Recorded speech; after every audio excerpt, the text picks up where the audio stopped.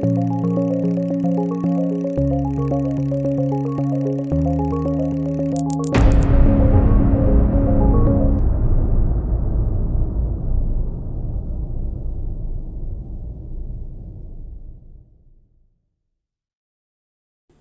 الله الرحمن الرحيم.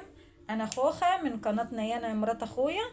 انا النهارده عايزه اقول لكم ان انا طالعه النهارده وانا زعلانه جدا في الفيديو ده، واول مره اطلع زعلانه عشان تفاحه خصبت علينا نعمل حاجه انا ما كنتش عايزه اعملها، وهي خصبت علينا ووحت العيال عشان ايه؟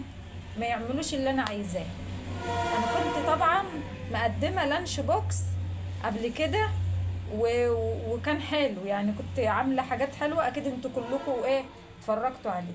بس للاسف تفاحه وحت العيال وقالت لهم لا ما تاخدوش كده في الايه في المدرسه، وحتمت عليا اروح النهارده السوبر ماركت اجيب الحاجات دي كلها.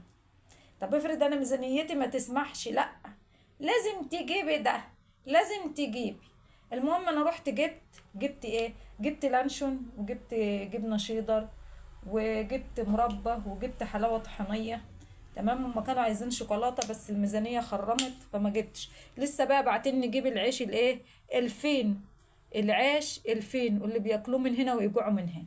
وقابلوني لو راحوا الحصه الاول في الفسحه وكلوا ما جم يقولوا احنا هبطانين مش ناقدين نمشي ولا نشيل الشنطه. انت عارفه اللي هتيجي تقول كده عشان انت سمعت كلام تفاحه؟ هي حر، انا مش حاطه اكله الا بمزاجي. تمام. انا جبت الجبنه الشيدر دي، كنت جايبه واحد على بعضه.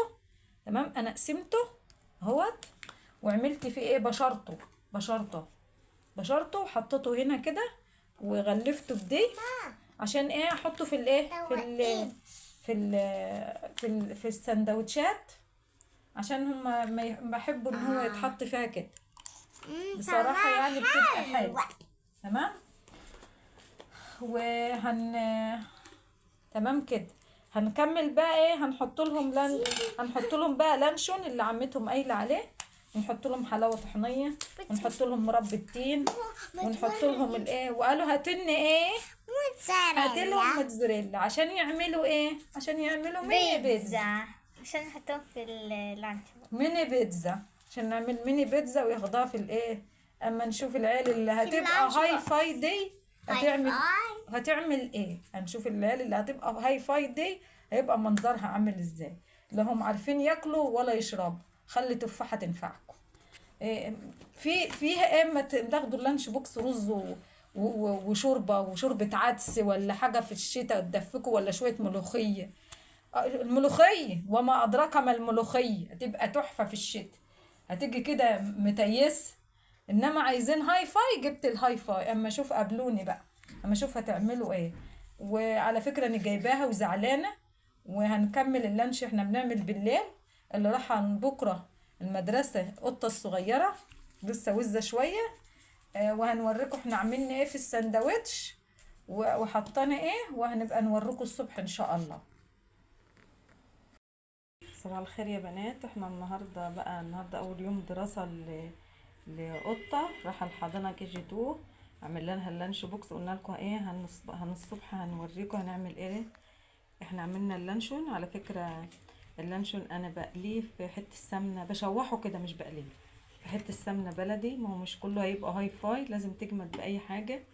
وعملنا لها جبنه رومي على برضو جبنه شيدر على لانشون، وعملنا لها جبنه لوحدها شيدر، وعملنا اللانشون اهو يعني نوعنا لها كده عشان تاكل اهو.